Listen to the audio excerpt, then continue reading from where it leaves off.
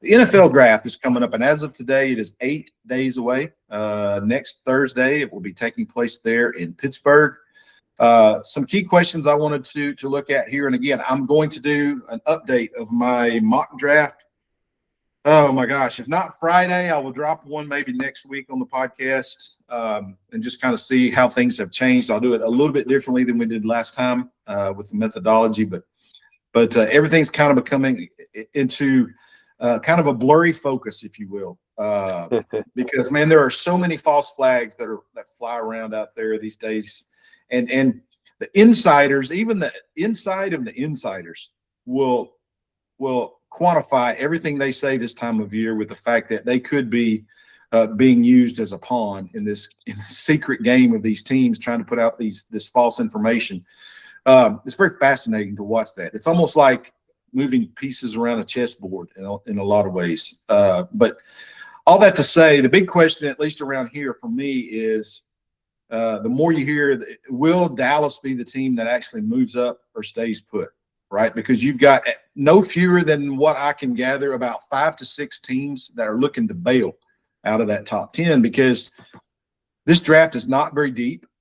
And I may have mentioned it in when I unveiled my first mock a couple of weeks ago, Matt, that there's really about 15 of these players who are graded as a first-round grade, maybe less, which is, compared to most recent drafts, probably the lowest in terms of first-round talent that you're going to see coming out. This is not the best year for Dallas to have 2 first-round picks, unless they can use them to move up and get one of really the 3 defensive impact players that I see. Well, maybe 4 defensive impact players on the board.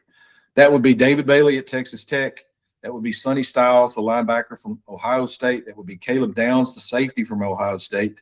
And then the cornerback from LSU, Mansour Delane. Those are the 4 players that I say are a first-round impact defensive type player. Problem is Dallas sitting at 12 really is kind of out of the range unless one of those guys sees one of those epic falls on draft night. So with all that being said, that's the big question. And the rumors out there is that the Cowboys are actively trying to move up to try and get one of these stud defensive players. I'm kind of torn on that. As I mentioned, I would love to be able to keep that second first rounder. But the way this thing looks with all of these players really outside of the first 15 or so receiving kind of across the board second round to third round grades, it might be beneficial to maybe give up that 20 and drop. As the big rumor is yesterday, had the Cowboys trading 12 and 20 to Cleveland to move up to number 6 and also receive Cleveland's second round pick, which was 39. So if you're looking at it that way, the Cowboys could potentially get an impact defensive player at number 6 and still be in the mix to get a pretty good second round grade type player. That's not going to be really that different from them sitting and picking at 20, at 39. Yeah. So anyway, that's the big question that we're going to be watching as we move forward into next week is, will the Cowboys move up or will they stay put?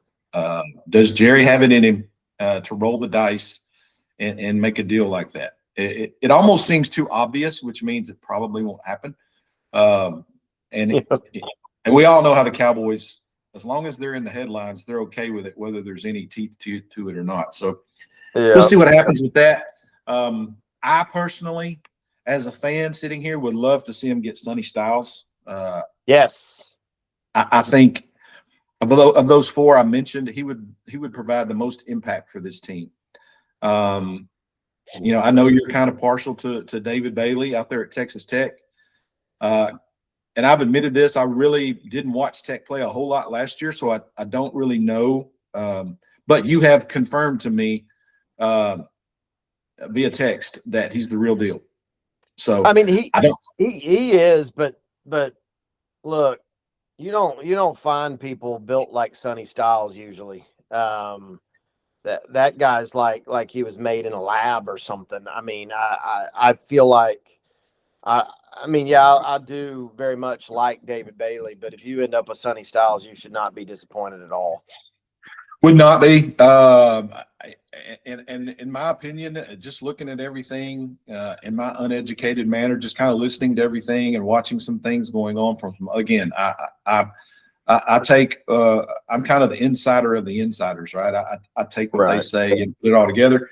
But basically, if you do all of that, in my opinion, Sonny Styles may be the number one player on the board, like number one top overall player.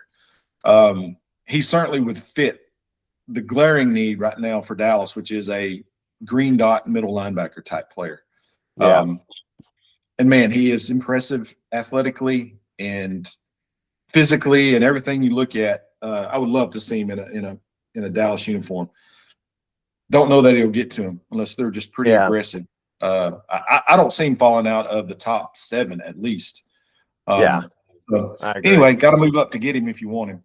But anyway, it's going to be fun. Then there's another question here that I wanted to get your take on. What are you going to do with Jeremiah Love, who may be, in my opinion, the number 2 talent in the draft? I don't know what you do with him as a running back. I've seen everything where he falls out into the second round to going in the top 5. No one knows where he's going to land. What are your thoughts on taking a running back that high in this day and age? I mean, it's scary to take a running back that high. It's a league that right now just doesn't. It's not running back heavy. It's just not. That's the reality of it. But I will say one of the things that stands out to me is I remember his last year in college. Kenneth Walker was just exploded onto the scene for Michigan State. And I mean, he was an elite running back. No one thought you're going to take him in the first round. I don't even remember what round he went in. All I know is he's the Super Bowl MVP. And he was the reason Seattle won the Super Bowl. Well, no. He was, to me, the primary reason they won the Super Bowl. That's why they gave him the MVP. So if you wonder, can a running back make that kind of impact? Yep. And if you wonder if Jeremiah Love is the best running back prospect we've seen in quite some time, I would also agree with that statement. The problem is you've got to get in the right fit. You've got to get in the right fit. And if I'm a team picking in the top 5, if I have a top 5 pick, that automatically means I'm not the right fit. That means I've got line issues or chemistry issues or development, whatever it is. So Jeremiah Love's a top 5 talent. I believe that he can, in the right fit, be the reason a team goes all the way to the Super Bowl.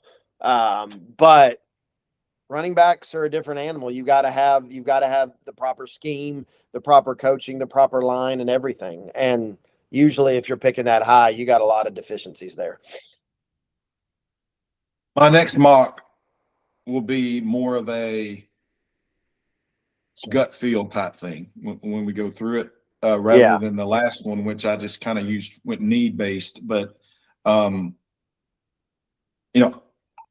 if he doesn't go, let's say you're Tennessee and you're on the board, which I think Tennessee at number 5 is going to go with defensive player. I mean, they've got Robert Saleh as their new head coach, defensive guy.